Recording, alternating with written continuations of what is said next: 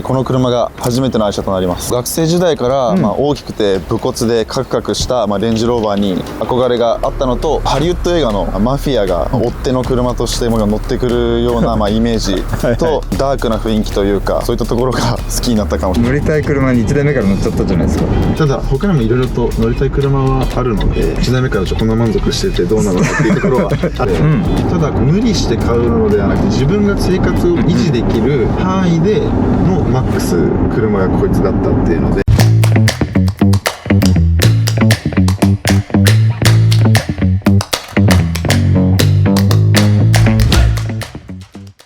ボーイズ&ウィルズ TV の時間でございます。ご案内役の司です。そしてゲストはこちらの方、名前は？リクトと申します。年齢は23歳です。お住まいは？東京です。お仕事は？会社員、金融系でやってます。リクトさん、こちら車何でしょうか？レンジローバースポーツになります。年式は？2012年式です。13年前ですね。最近かと思いましたけど、そして今日出演のリクトさんにはボーイズ&ウィルズ特製ステッカー差し上げます。皆さんも出てくださいね。こちら差し上げます。はい、今日はリクトさんとレンジローバースポーツでお届けします。お楽しみに。リクトさん、愛車遍歴をしていってください。この車が初めての愛車となります。なぜこの車にしたんでしょうか？学生時代から、大きくて武骨でカクカクした、レンジローバーに憧れがあったのと、キャンディンタウンというヒップホップグループのメンバーが乗っているというところもあって、憧れで乗りたかった車でした。なるほどなるほど。リクトさん、どんなとこ気に入ってますか？ハリウッド映画のマフィアが追っ手の車として乗ってくるようなイメージとV8 で5リッターのところで力強いトルクのところが気に入っているかなと思います。そういう悪そうな見た目の車が好きなんですか？昔から。アニメとかでも悪者のことを好きになったりすることが多いので、ダークな雰囲気というか、そういったところが好きになったかもしれないですね。実際リクトさんは悪者ですか？私は正義のヒーローをやらせてもらってます。いつ買いましたか？2024年の9月頃、輸入車屋さんかなんかで中古専門店で購入しました。すぐ見つかりました？個体自体も多くなかったので、もう理想のこの黒に黒ホイールっていうので、もう見つけた瞬間に問い合わせをして見に行って気づいたらサインしてしまっています。いいですね。エンジンもバリエーションあるんですよね、確か。スーパーチャージャーついてるものもあるんですけれども、基本的にこの方は5リッターの V8 で統一されていて、 NA。 そうですね、 NA エンジンで。スーパーチャージャーも悩んだんですけど、故障する部位を多くしたくなくて、こちら5リッター V8 の NA エンジンのものに乗りました。リクトさん、納車してカスタムとかされました？ヘッドライトを丸ごと交換しました。もともとのヘッドライトもすごいかっこよかったんですけど、ハロゲンのランプとかちょっと古臭くて、昔の車を今風にカスタムするっていうのをやってみようかなっていうところでカスタムしました。これだけですか？書いたのは。フォグランプだけ白熱電球だったので、黄色の LED に変更した形になります。なるほど。ちなみに走行距離どれぐらいなんですか？今55000キロ。消耗品とかは壊れてしまう時期なのかなっていうのもあるので、理解した上で乗ってるのがあります。ビッグトラブルっていうよりもマイナートラブル。ちっちゃい電装系ですとか、そういったところが壊れ始めてきているというところになります。最大どれぐらいお金かかったりしたんですか？納車2日目にエンジンチェックランプついた時は、結果的に外気温センサーの異常で、そこの交換だけだったんですけど、費用といたしましては10万円ぐらいはかかったんですけど、そうですね、保証に入ってたのでその時は大丈夫だったんですけど。なるほど、よかったです。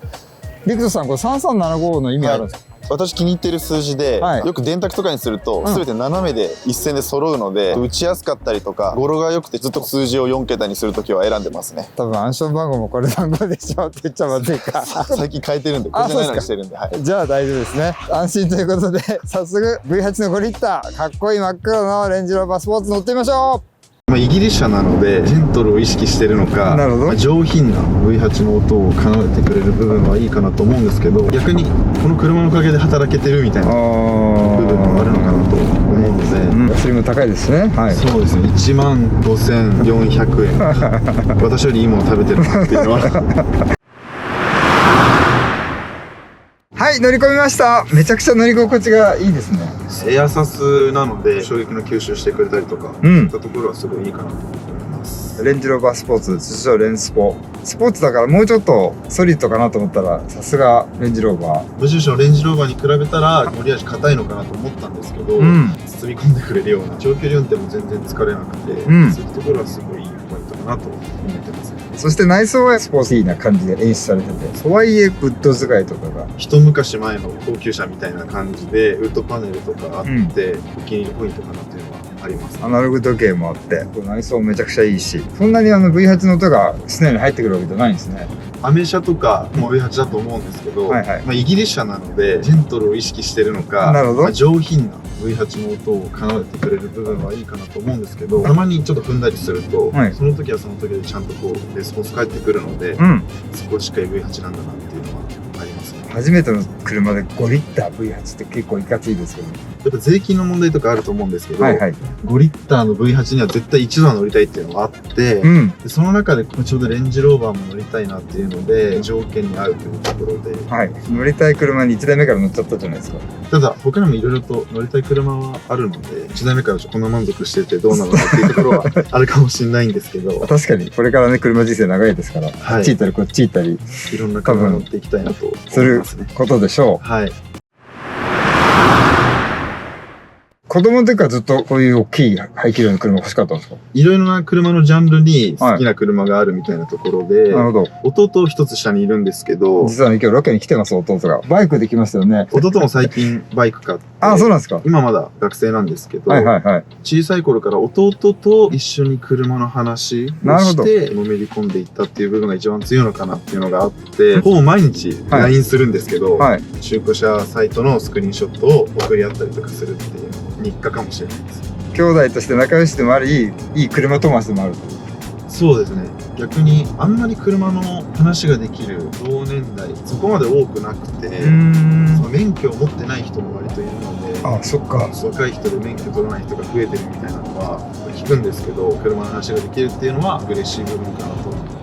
いいですね。はいご両親とかも車好きだったんですか？父が運送関係で、まあ、車が好きであったりだとか、はい。あと母も一時車関係の仕事とかもしてたので、まあ、ずっとトミカとか与えられてきたのでなるほど。多かったのかなとは思いますね。で、リクトさんは一番最初の車体験みたいなの好きになったきっかけとかあるんですか？本当に幼少期の頃にトミカ博物館っていうのが行ってみたい。でそこに連れて行ったのが思い出があるのと、はいそうですね私毎回夜泣きした時に、うん。ベイブリッジを連れてきてもらってたらしく、うんなんとなく記憶にもあるんですけど、これですよね。そうですね、ちょうどここにあベルリッジるんですけど、見えますよ。はい。大黒パーキングエリアで改造されてる車を見て帰るみたいなのが日課だったみたいなので、車はずっともう隣にあったのかな。なるほど、なるほど。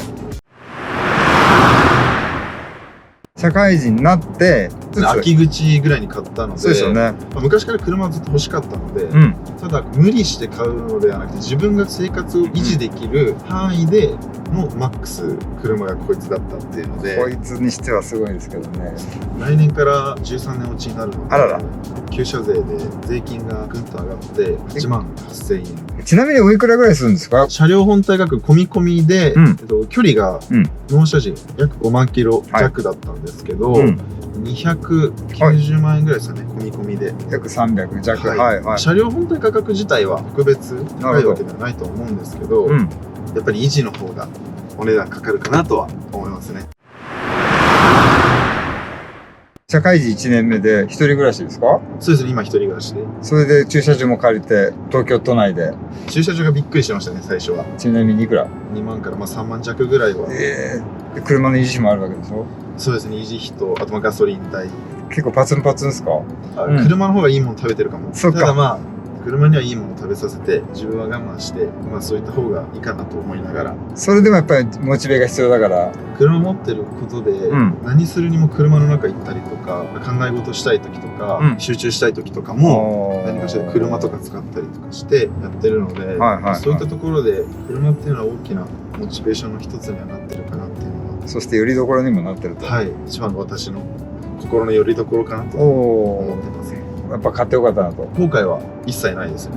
むしろ喜びの方が。駐車場とか止めて、はい振り返ってみた時に、うんかっこいいなってうん。思うので、そういったところって結構大事なのかなと思って、めっちゃ大事。はい、仕事行く時車見て、うんかっこいいなっていうので、毎日仕事に行くという、まあ、ルーティン。素晴らしい。いいですね。この心は忘れたくないなみたいな。逆にこの車のおかげで働けてるみたいな部分もあるのかなと思うので、今後もっともっといろんな車欲しくなってくるんじゃないですか、絶対。だってね、毎日弟さんとスクショ送り合ってるんだったらね、そうですね。気になってる車当然あるわけですよね。もちろんまだ手の届かない車とか、なるほどそういったところもあるんですけど、はいはい。その次車を買うために頑張るですとか。なるほど。でも今はこの車とまあ、一緒に生活していきたいなと。